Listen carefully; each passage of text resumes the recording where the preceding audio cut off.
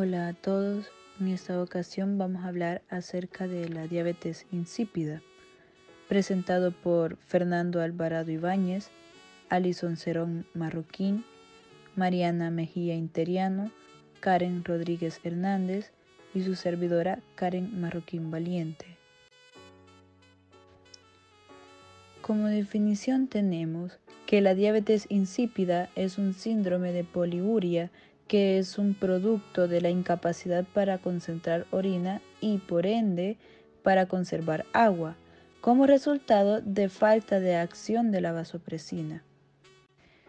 Si hablamos de etiología, la podemos clasificar en tres según la fisiopatología de Hammer, en diabetes insípida central, diabetes insípida nefrogénica y diabetes insípida gestacional.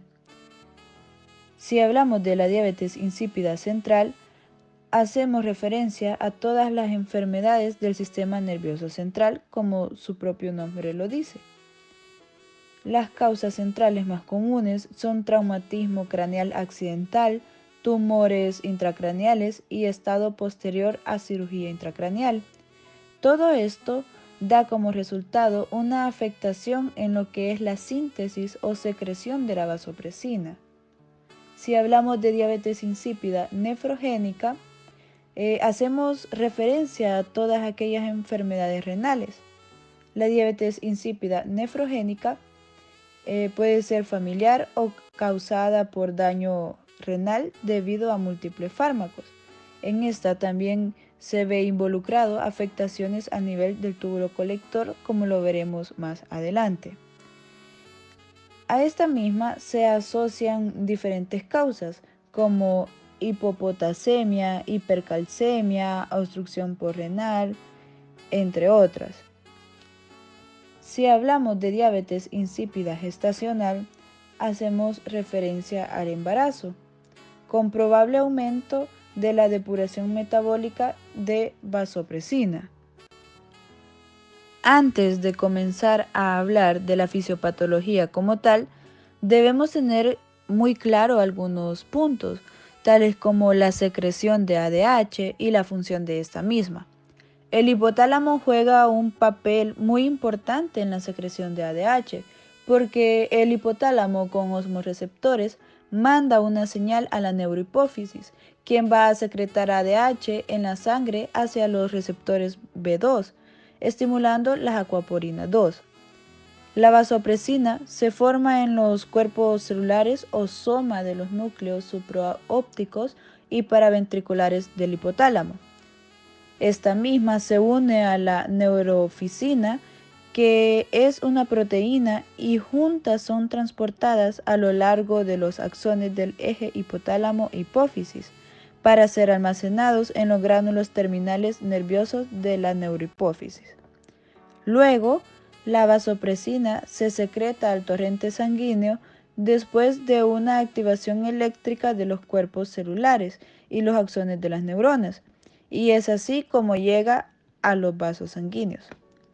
Pero, ¿cuál es la función y cuál es el efecto de la ADH? Principalmente, su efecto o su función es disminuir la osmolaridad. ¿Qué quiere decir esto? O sea, no es más que disminuir la cantidad de soluto para que no deshidrate la célula. También aumenta el volumen sanguíneo, el retorno venoso, el número de latidos, y esto conlleva alteración en el gasto cardíaco. De igual manera, promueve la retención de agua en los riñones. Bien, ahora hablaremos de la fisiopatología. La diabetes insípida central. En la diabetes insípida central lo que sucede es que se afecta al sistema nervioso central, como su nombre lo dice, e impide que se produzca y se secrete la ADH. La diabetes insípida central puede ser de manera permanente o transitoria. La fisiopatología de Hammer dice que solo se necesita cerca del 15% de células secretoras de vasopresina en el hipotálamo para que éste se conserve intacto para mantener el equilibrio de líquidos en condiciones normales. Es decir, que una destrucción de la hipófisis anterior no es suficiente para que provoque una diabetes insípida permanente.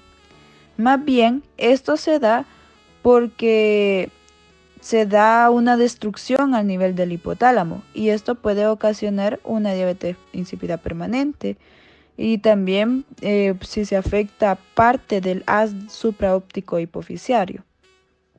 En la diabetes insípida nefrogénica de origen genético es producto de un efecto generalizado, ya sea de los receptores de vasopresina clase V2 o de los canales de aquaporina 2 de los conductos recolectores renales. Es decir, en la diabetes insípida nefrogénica lo que sucede es que hay una alteración en el túbulo renal colector, por lo tanto no se da una función correcta de la ADH. La diabetes insípida nefrogénica inducida por fármacos parece ser resultado de la sensibilidad del receptor de vasopresina al litio, al fluoruro y otras sales. En los síndromes similares a diabetes insípida, en este podemos mencionar lo que es el embarazo, que la diabetes insípida es una complicación muy rara del embarazo. Parece ser provocada por un exceso en la sangre de lo que es la vasopresinasa, que esta enzima se encarga de degradar en forma selectiva la vasopresina, supuestamente que se libera de la placenta. Mi nombre es Fernando Alvarado y voy a hablar un poco sobre epidemiología y también la presentación clínica de la enfermedad. Primero, epidemiología. La diabetes insípida es una enfermedad rara con una prevalencia de 1 por cada 25.000 pacientes. La diabetes insípida puede presentarse a cualquier edad y la prevalencia es igual entre hombres y mujeres, o sea, no difiere el sexo. La edad de presentación depende de la etiología, o sea, la causa, y menos del 10% de la diabetes insípida es hereditaria. Y en este sentido, la diabetes insípida nefrogénica, hereditaria, ligada al cromosoma X, representa el 90% de los casos de diabetes insípida nefrogénica congénita y se produce una frecuencia de 4 a 8 por cada 1 millón de nacimientos vivos masculinos. Esta sí está más relacionada con el género masculino. Y la diabetes insípida nefrogénica autosómica representa aproximadamente el 10% de los casos restantes. La presentación clínica inicial de la diabetes insípida es la poliuria. Esta persiste en circunstancias que conducirían normalmente a una reducción en la producción de orina, como sería el caso de la deshidratación. En esta también se presenta la sed y es probable que los adultos se quejen de tener que orinar con frecuencia durante la noche. Este fenómeno se le denomina micturia. Y que los niños también presenten predominantemente enuresis, o sea, las micciones involuntarias. No se desarrolla ningún otro síntoma si el paciente puede mantener una ingestión de líquidos que compense la pérdida de agua. El volumen de agua producido en ausencia total de la hormona vasopresina o hormona antidiurética puede llegar a niveles de 10 o 20 litros por día. En consecuencia, si se comprometiera la capacidad del sujeto para mantener este grado de ingestión de líquidos, como por ejemplo un daño a los centros reguladores de la sed en el hipotálamo, es posible que se presente la deshidratación y un progreso mucho más rápido al estado de coma. La disminución del 75% o más en la secreción o también sea en la acción de la arginina vasopresina suele culminar en diabetes insípida en la mayoría de los casos. Esto es caracterizado por la producción de volúmenes irregulares y grandes de orina diluida. El volumen de orina durante 24 horas rebasa los 50 mililitros por kilogramo y la osmolaridad es menor de 300 milimoles por litro. Además de la poliuria, el paciente con libre acceso a líquidos y mecanismos de sed intactos también va a manifestar polidipsia compensadora. Por el contrario, si no se reponen las pérdidas de agua, el paciente sufrirá deshidratación hipernatrémica con la consecuente disminución del líquido intravascular y la hipovolemia. Cuando la polidipsia es excesiva, impide la correcta alimentación y se producirá pérdida de peso y fallo de Medro. El fallo de Medro es un retraso en el aumento de peso y en el crecimiento físico que puede ocasionar retrasos en el desarrollo y también en la maduración. Los lactantes y niños pequeños que no reciban la adecuada reposición hídrica pueden presentar además otros síntomas inespecíficos, como por ejemplo vómitos, estreñimiento, fiebre, irritabilidad y llanto. En caso de insuficiencia suprarrenal asociada, la clínica de la diabetes insípida estará alarmada y la poliuria se pondrá de manifiesto justo al comenzar la reposición de corticoides, que estos son imprescindibles para excretar el agua libre. El mismo fenómeno, pero menos evidente, puede ocurrir ante un hipotiroidismo concomitante. La diabetes insípida, por otro lado, cuando es de causa postraumática y postquirúrgica, puede presentarse en una forma trifásica. En la primera fase, que se inicia en las primeras 24 horas y dura de 4 a 5 días aproximadamente, en esta fase hay poliuria por inhibición de la liberación de la hormona antidiurética. En la fase intermedia, que va del quinto al 11º día aproximadamente, debido a la liberación masiva de esta hormona, puede cursar una hiponatremia y también su sintomatología, que sería cefalea, náuseas, vómitos, convulsiones y el estado más crítico, que sería edema cerebral. Esta puede ser la única con expresión clínica si las otras dos pasaron desapercibidas por ser parciales. En la tercera fase ya hay un déficit completo de la hormona antidiurética y regresa la poliuria.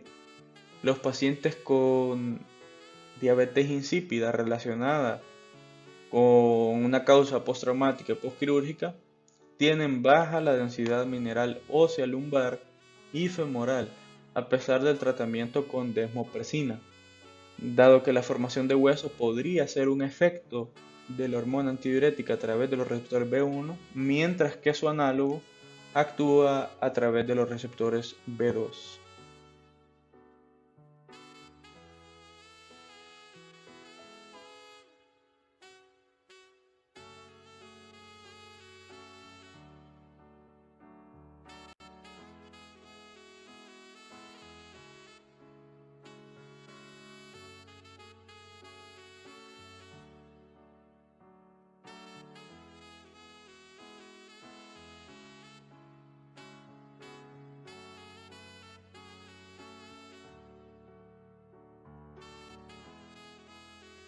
Mi nombre es Alison Cerón y voy a continuar explicando las manifestaciones clínicas. La principal manifestación es la poliuria, que es micción excesiva, a menudo con la necesidad de miccionar a cada momento a lo largo del día y también por la noche, conocida como nicturia. La poliuria es producida por la deficiencia de vasopresina o la resistencia a la misma, que conducen a un exceso de pérdida de agua a través del riñón. La siguiente manifestación es la polidipsia, que es una sed excesiva que puede ser intensa o incontrolable, por lo general con la necesidad de ingerir grandes cantidades de agua. Típicamente el impulso compensatorio a la micción excesiva es la sed, que proporcionará una rehidratación adecuada. Sin embargo, en casos graves, cuando no hay acceso al agua, la persona puede deshidratarse rápidamente. Complicaciones. La complicación más frecuente es la deshidratación. Esta ocurre cuando se pierde abundante líquido, en este caso a través de la orina. Por lo tanto, el cuerpo no puede llevar a cabo sus funciones normales. Entre los síntomas principales existen sed excesiva, micción frecuente, fatiga, mareos y confusión. Así también puede existir desequilibrio de sodio, como hiponatremia e hipernatremia. La hiponatremia son niveles bajos de sodio en sangre. Es causada por cantidades excesivas de líquido y el uso excesivo de desmopresina. En la hiponatremia, principalmente el órgano afectado es el cerebro, produciendo confusión, y a medida que la hiponatremia se vuelve más grave, se producen convulsiones, se pierde la capacidad de responder a los estímulos y solo se reacciona cuando el estímulo es muy intenso, hasta que finalmente no se responde, produciendo un estado de coma que puede llegar a ser mortal. Hipernatremia es un exceso de sodio en sangre. Entre las causas principales está la deshidratación. Por lo tanto, el síntoma principal es la sed, ya que hay una pérdida excesiva de líquido a través de la excreción abundante de orina, vómito, diarrea y sudor excesivo. Al igual que la hiponatremia, se puede producir confusión hasta llegar a un estado de coma. Mi nombre es Karen Rodríguez y les hablaré sobre el diagnóstico de la diabetes insípida.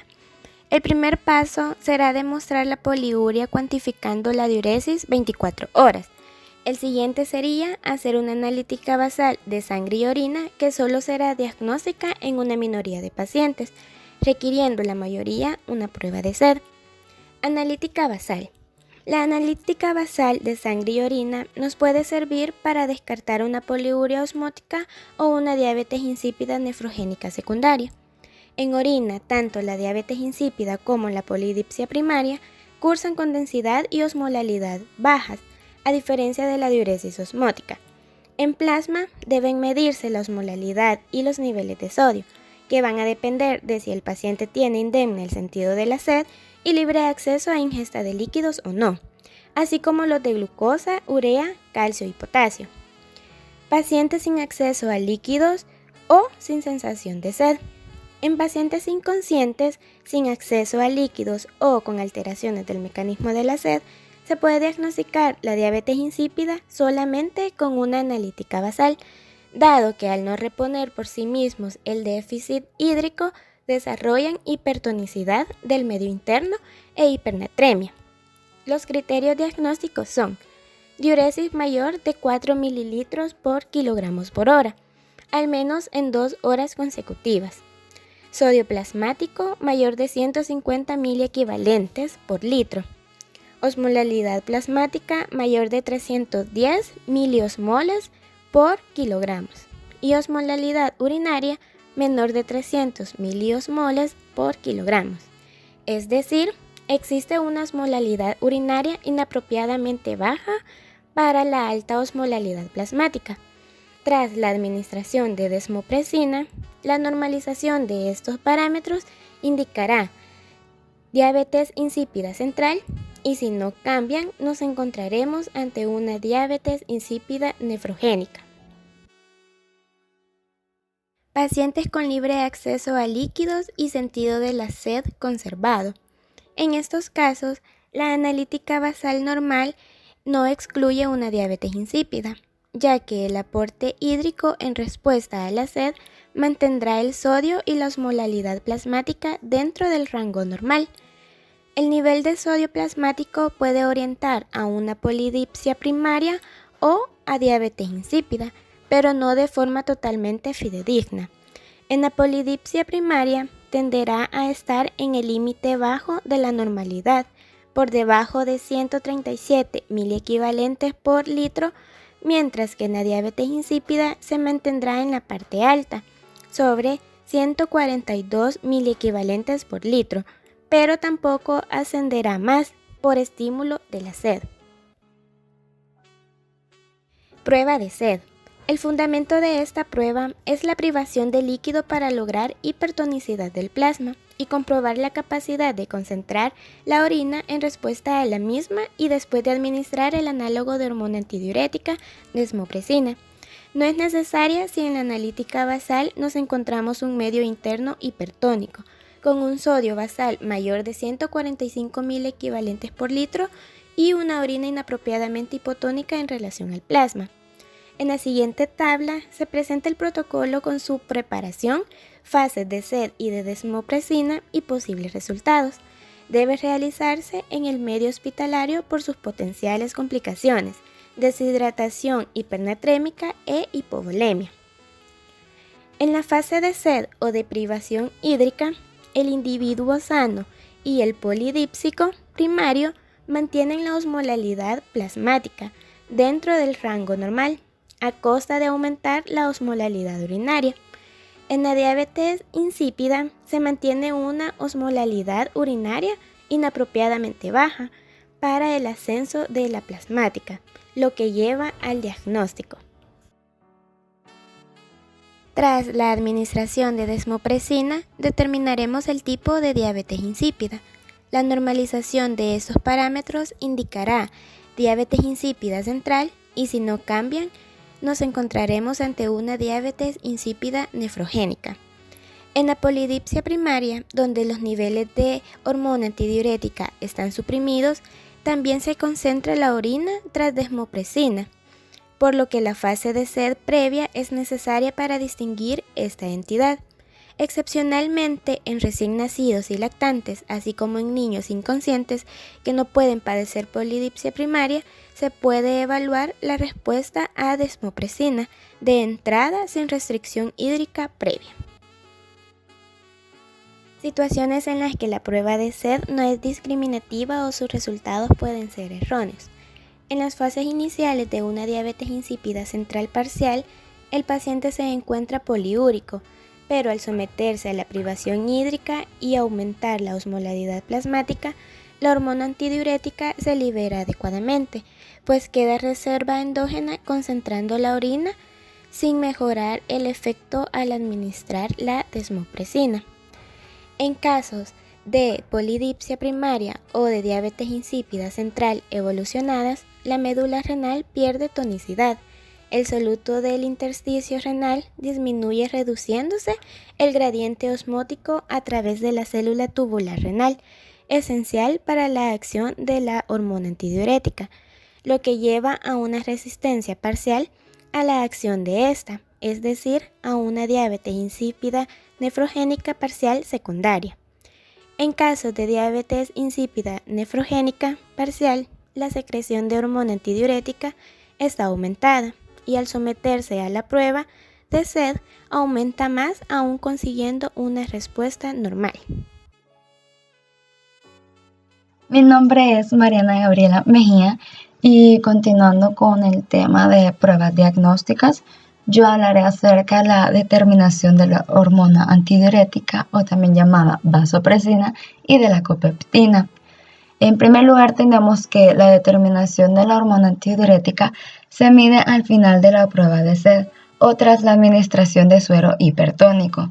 La infusión de salino hipertónico tiene la ventaja de conseguir una mayor osmolalidad plasmática en mucho menos tiempo que la privación hídrica, pero se utiliza poco porque el suero suele ser muy irritante. También tenemos que la determinación de dicha hormona en el plasma tiene muchos inconvenientes y no suele estar incorporada a la práctica clínica habitual.